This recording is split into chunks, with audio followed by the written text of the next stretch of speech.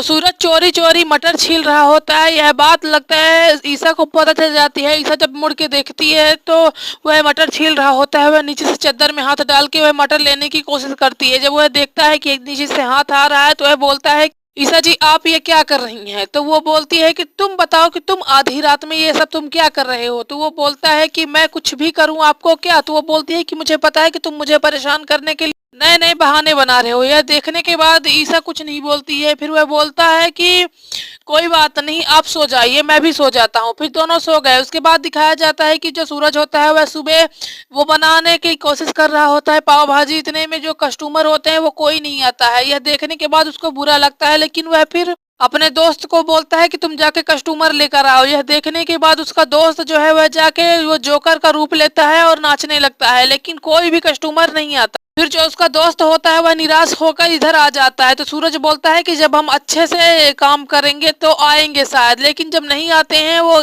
किसी को रोकने की कोशिश करता है। इतने में एक गुंडा आ जाता है जो कि उसको बताता है कि ये सूरज एक गुंडा है जो कि यहाँ बना रहा है आपसे लड़ के पैसा लेने के लिए।